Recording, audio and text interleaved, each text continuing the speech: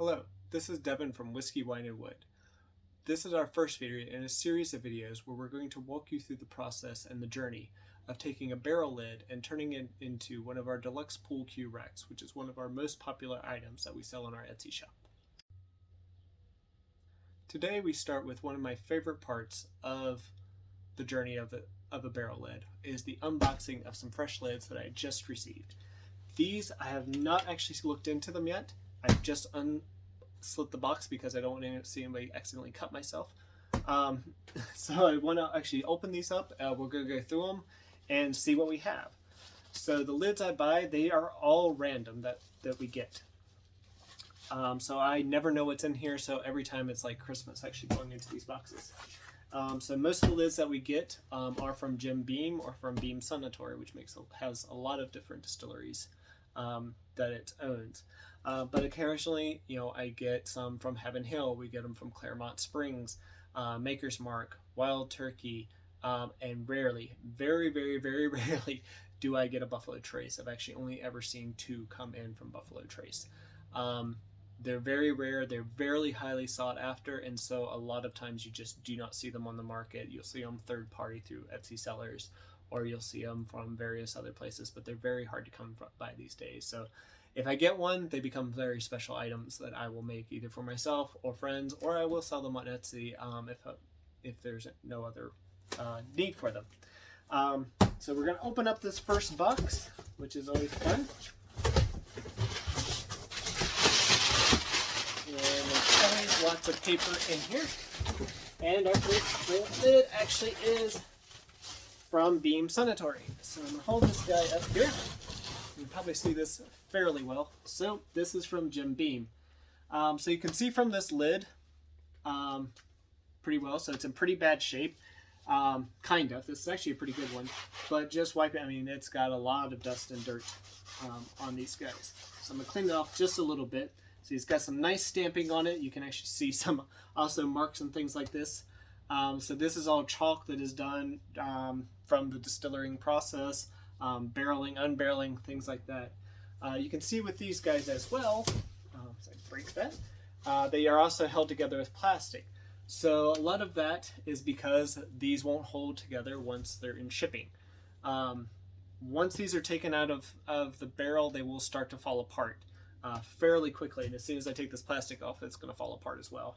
That's because barrels do not have any kind of glue, nails, anything like that holding them together. So the lids themselves are either tongue and groove, which these are tongue and groove, or they're held together with wooden dowels inside.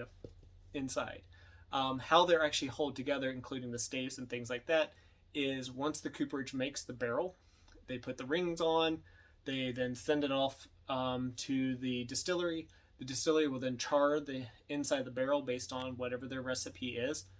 It goes from a very light char all the way up to an alligator char. You can kind of see some of that here, maybe a little bit. There's a very lighter char here, medium char here, but here you can see a lot more of the alligator char here.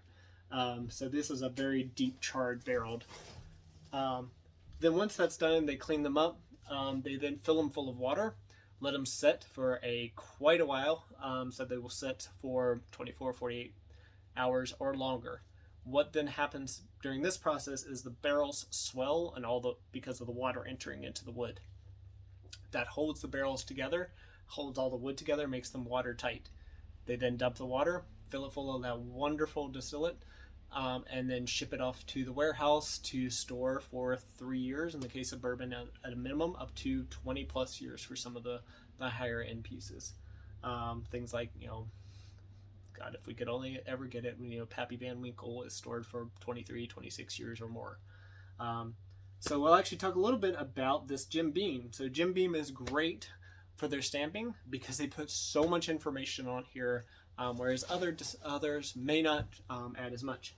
So it's a little hard to see here, but I'll give you a good viewing of that stamping right there, and then I'll talk about it just a little bit. So it's Jim Beam brands. Woo! That's one piece off of it. This is a bourbon whiskey, so it says bourbon whiskey here at the top. So that's where this barrel came from. They also make some rye and some various other alcohols. So knowing this is bourbon is great. This has DSB, KY, and you can't quite see the numbering here just because it's a little muddled, but it's KY, and this number is 230. This is the permit number from the state of Kentucky for this distillery or this group that's making it. D160, so I'm not sure what that looks like, something on the end of that, maybe a P. But what this tells us is this was actually distilled at 160 proof. That's what the P is. So usually I don't see these with a P. That's why it threw me for a minute. Usually it just says D160, 120, what have you. So this one is actually distilled at 160 proof. It has RC 53 gallons, so this was a 53 gallon barrel, which is standard for most whiskeys, definitely standard for a bourbon barrel. And then here comes the fun part with Jim Beam barrels. So it's got this lettering and numbering here, which until recently I wasn't quite clear what this was, and I finally got the information to how to read this. So it's B17H04. So Jim Beam uses a very specific numbering system here. So B is whatever this first letter is. This indicates the plant. So this came from plant B. 17 is the year that this was barreled. So this was barreled in 2017. H is the lettering of the month. So there is no H month, but it's A for January all the way up through December. So H, this was in August, and then the day 04, so it was on the 4th. So this was barreled from plant B in 2017 and August 4th. And this actually came from tank 181. So again, Jim Beam has a lot of information. Tank 181, so this came out from their still 181. So it's a really cool bit of information that we get from these barrels. So I'm going to put these here to the side. Normally I would be unboxing all of these outside, but it's hotter than the fires of Mordor outside right now, and I am not doing that. And I have nice air conditioning in my shop now. So. Oh, here's another Jim Beam one. This one, ooh, this is an older one. So this is actually from tank 224, same Jim Beam bourbon. This was barreled at 180 proof, but this is 2011 in January. So that is a really nice old barrel. So that is a 20-year-old or 21-year-old barrel lid. And you'll see as we pull some of these out, they also have these other different stampings and things like that on the outside of the barrels.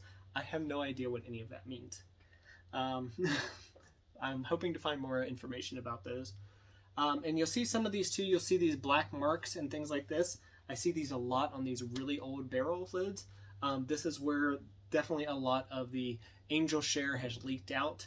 As the bourbon and the whiskey ages inside, it becomes this kind of tarry mixture and things like that. It doesn't look anything near like what you usually see come out. It has to be clean, filtered a little bit as it comes out. But you'll see this stuff ooze out of these lids, and they give this nice staining. Sometimes this will come off when we do the cleaning process and sanding. Other times it stays on, and it's actually just beautiful when it comes through. So let's see more of these. So this is another. This is actually a foot, so this doesn't have any stamping or anything like that. It does have a little bit here on the end. Again, so those pieces, I again no idea what they are. Oh, and here we have. This is another foot here. As I said, they fall apart. And here is actually one of the barcodes, and this is actually RFID'd underneath as well. For this, oh nope, this is a head. See, this is why you have to double check. That's how dirty these things are. So this is another 2017. That might actually be a Knob Creek. I'll have to clean that really well and check. So Knob Creek actually does have some information on there. You'll see a K, or it actually will say Knob Creek on it. From Jim Beam. And you can see this one is a Heaven Hill actually. So they've actually got theirs up there. And to be honest with you, the Heaven Hill just stamping and things on there, it's a little less distinct on some of them. And a lot of times it actually does come off in even just the cleaning process itself. But these lids themselves, kind of hard to see. Instead of being the tongue and groove, you see how those are nice and flat there. This is actually held together with pins, as I mentioned before. So there's wooden dowels inside versus the tongue and groove pieces. So that's box number 1. I'm going to chuck this back there. Go over top of it. More paper. And let's see what we got in box number 2. So again, this is another tongue and groove. I'll have to look at this one. This is based on that extra stamping on the side. This is another Jim Beam lid, but you can see they've barked it up and things like this. So this is another foot from a Jim Beam, and these are interesting. These are fairly dark. At the foot, it looks like some good charring on it. I'm not sure where that came from. Just set that one to the side. Like I said, these are always interesting to see what we get. I got another foot from this. And so it looks like we've got the heads for these here. Let me see if I can see. I can't quite make out what's on this.